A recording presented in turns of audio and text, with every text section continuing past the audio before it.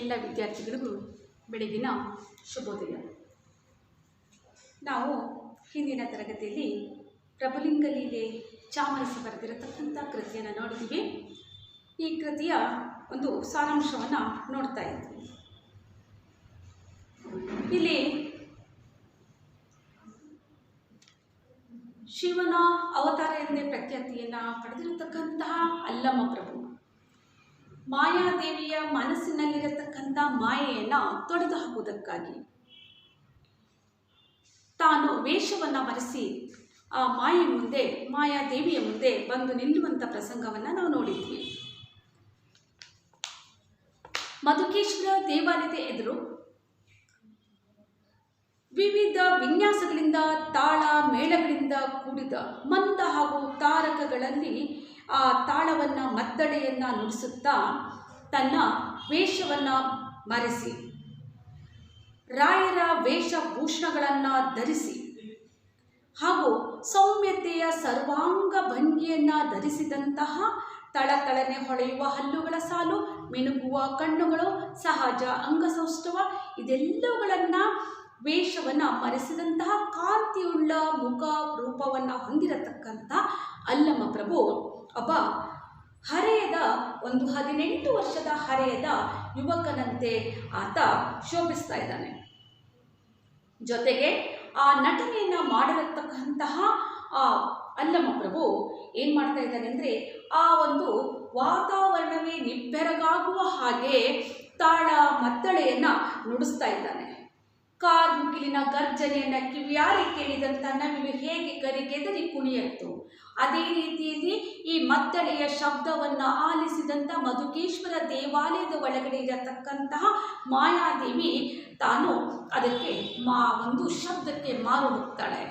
ಜೊತೆಗೆ ತನ್ನ ಒಂದು ಸೇವಕಿಯರನ್ನು ಕರೆದು ಅದನ್ನು ವಿಚಾರಿಸೋದಕ್ಕೆ ಹೇಳಿದಾಗ ಸೇವಕಿಯರು ಆತನ ಒಂದು ಪರಿಚಯದ ವಿವರವನ್ನು ಅವಳಿಗೆ ಕೊಡುವಂಥದ್ದು.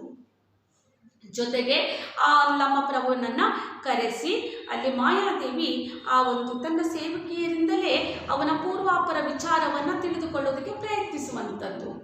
ಆಗ ನೀನು ಯಾರು, ಯಾವ ಊರು, ಯಾವ ನೆಲೆಯಲ್ಲಿ ನಿಂತಿದ್ದೀಯಾ ಅಂತ ಕೇಳಿದಾಗ ಅಲ್ಲಮ ಪ್ರಭು ಸಹಜವಾಗಿ ಹೇಳುವಂಥದ್ದು ತಾನು ಪರದೇಶದವನು, ತಾನು ಈ ದೇಶದವನು ಅಲ್ಲ.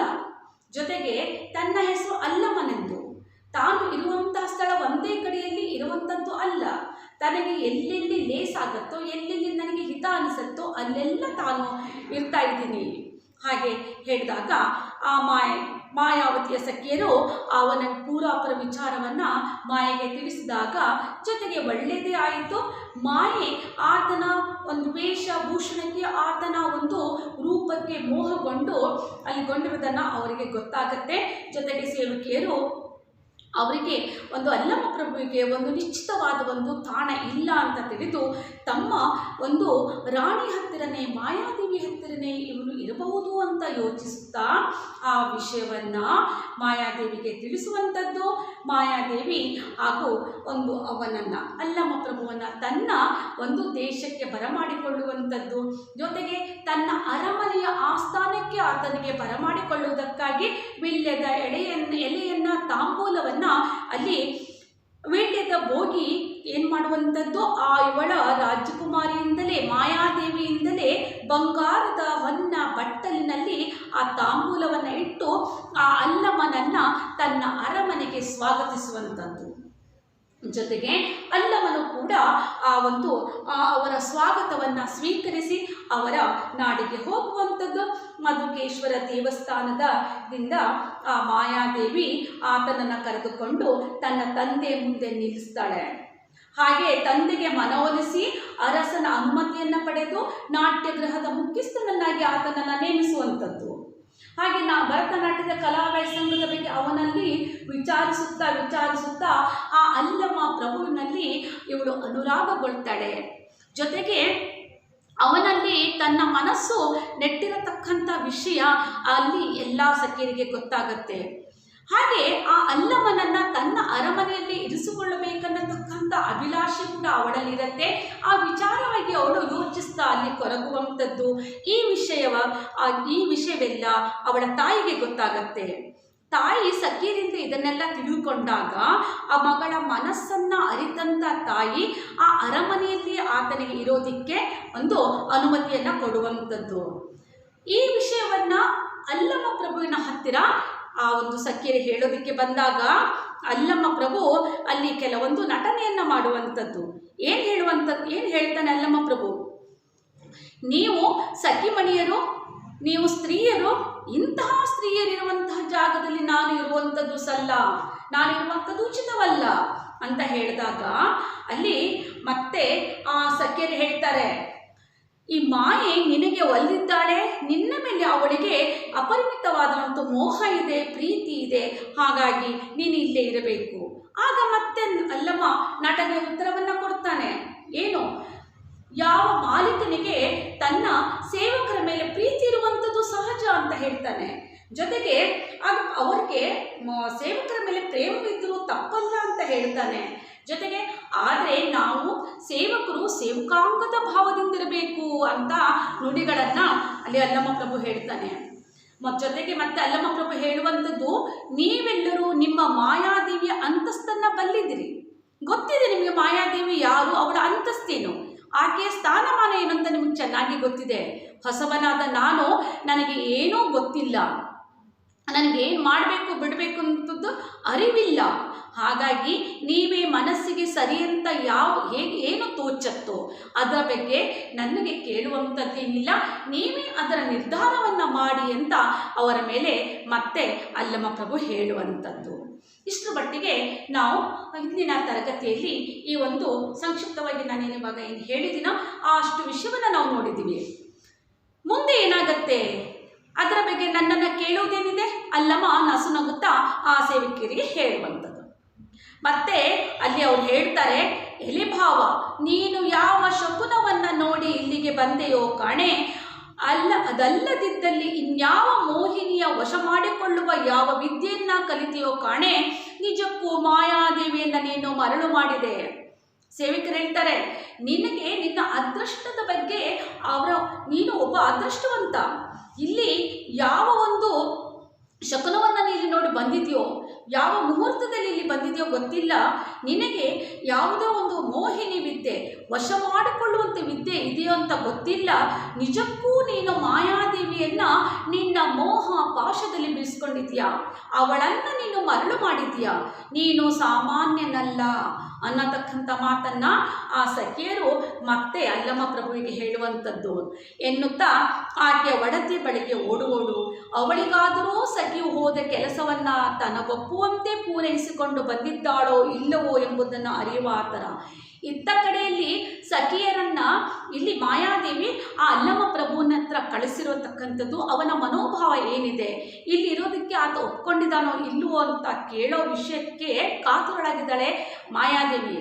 ಈ ವಿಷಯವನ್ನು ಅಲ್ಲಿ ಅಲ್ಲಮ ಪ್ರಭುವಿನಿಗೆ ಹೇಳಿ ಅಲ್ಲಮ ಪ್ರಭು ಆ ಸ್ಥಾನದಲ್ಲಿ ಇರೋದಕ್ಕೆ ಒಪ್ಪಿಸಿದಂತಹ ಸಖಿಯರು ಮತ್ತೆ ಓಡೋಡಿ ಬಂದು ಮಾಯಾದೇವಿಗೆ ವರದಿಯನ್ನು ಒಪ್ಪಿಸುವಂಥದ್ದು. ಅಲ್ಲಿ ಕೌತುಕಳಾಗಿದ್ದಾಳೆ. ನಿಜಕ್ಕೂ ಮಾಯಾದೇವಿ ನಾನು ಹೇಳಿ ಕಳಿಸಿದಂಥ ಸಖಿಯರ ಹತ್ರ ಹೇಳಿ ಕಳಿಸಿದಂಥ ಕೆಲಸ ಏನಾಯಿತು ಅಂತ ಅವಳು ಕೌತುಕದಿಂದ ಕಾಯ್ತಾ ಇದ್ದಾಳೆ. ಹಾಗೆ ಇನ್ನು ಅವಳನ್ನು ಕಾಣುತ್ತಿದ್ದಂತೆ ಹಾಗೆ ಸಖಿ ಆ ವಿಷಯವನ್ನು ತಿಳ್ಕೊಂಡು ಬರ್ತಾ ಇದ್ದಂತೆ, ಏನು ಮಾಡಿದೆ ಹೇಳು, ಕಾರ್ಯದ ಹದನ ನೀನು ಅಂತ ಪ್ರಶ್ನಿಸ್ತಾಳೆ.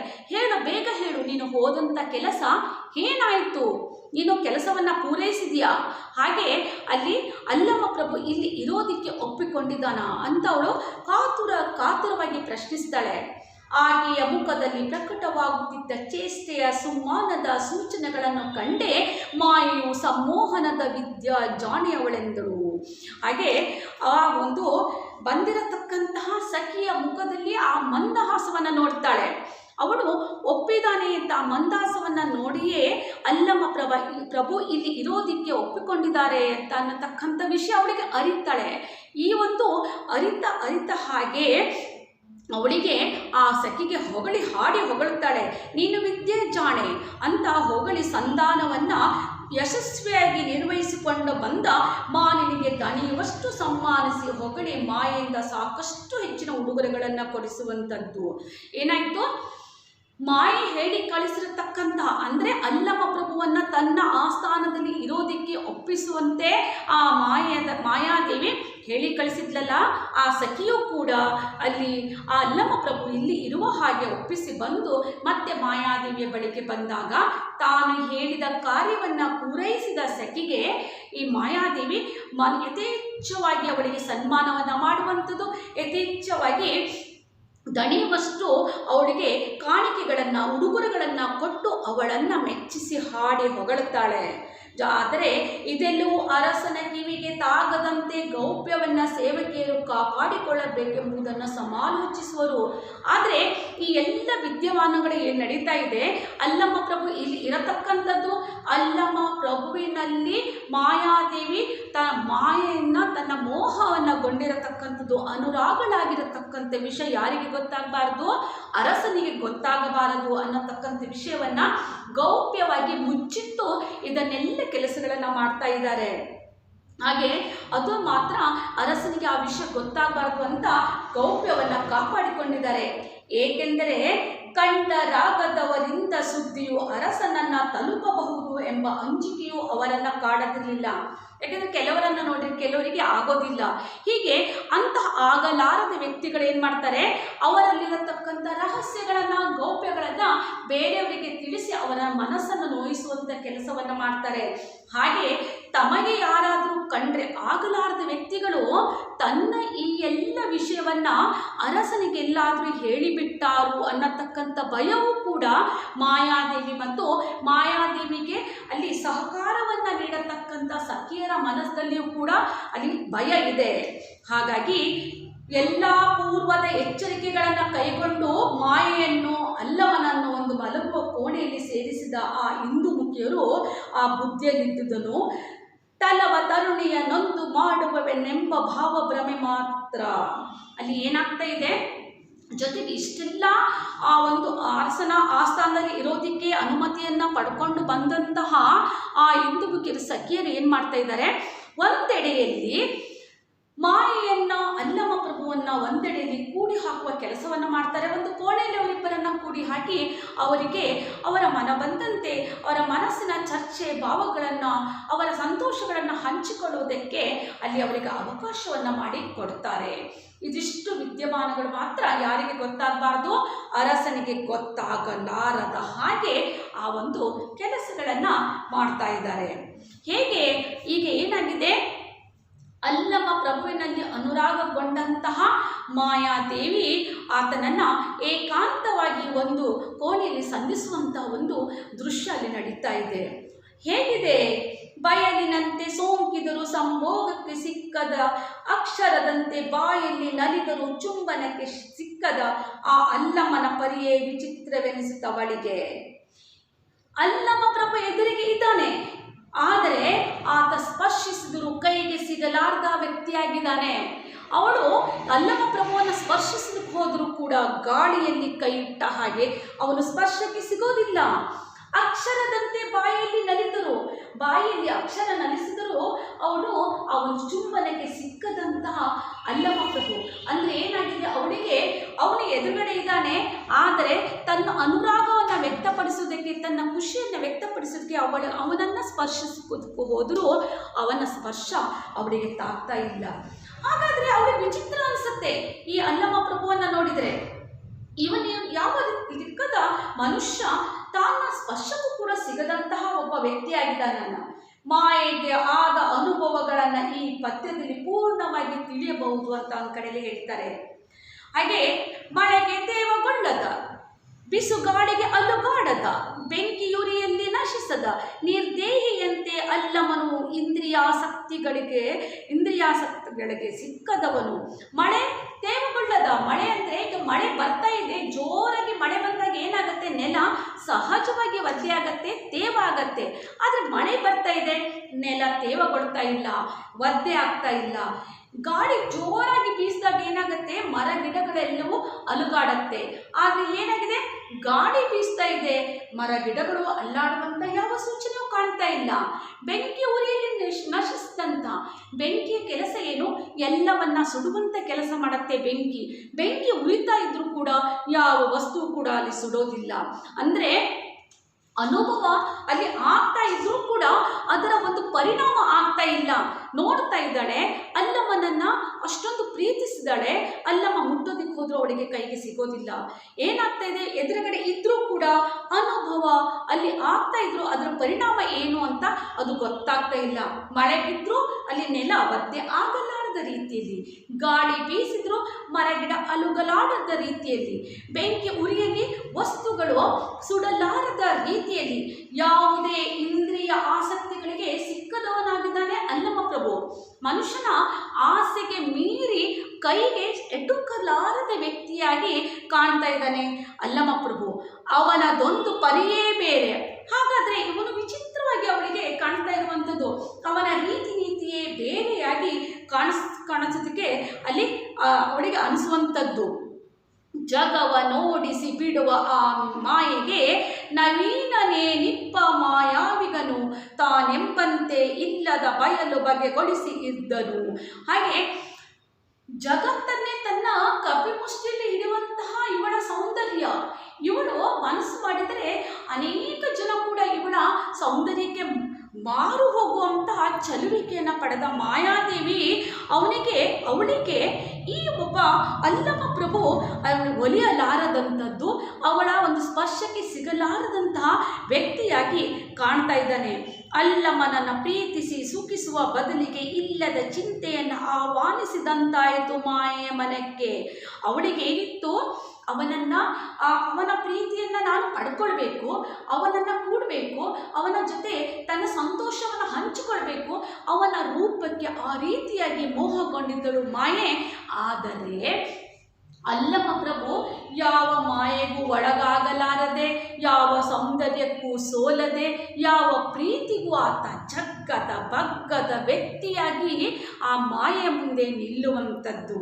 ಆಗ ಮಾಯೆ ಯೋಚಿಸ್ತಾಳೆ, ಏನು ತಾನು ಇಷ್ಟೊಂದು ಅನುರಾಗವನ್ನು ವ್ಯಕ್ತಪಡಿಸಿದ್ರೂ ಕೂಡ ಈತ ಯಾವುದಕ್ಕೂ ಕೂಡ ಬಗ್ಗುತ್ತಾ ಇಲ್ಲ.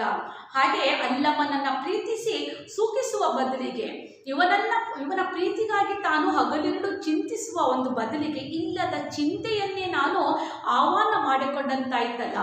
ಇವನ ಒಂದು ಸಹವಾಸಕ್ಕಾಗಿ ಕಾತರಗೊಂಡಂತ ನನ್ನಲ್ಲಿ ನಾನು ಏನು ಮಾಡ್ಕೊಳ್ಳುವಾಗಾಯಿತು, ಮತ್ತೆ ಚಿಂತೆಗೆ ಒಳಗಾಗುವಂತಹ ಒಂದು ಕೆಲಸ ಆಯ್ತಲ್ಲ ಅಂತ ಅವಳು ಮರಗ್ತಾಳೆ ಅಲ್ಲಿ.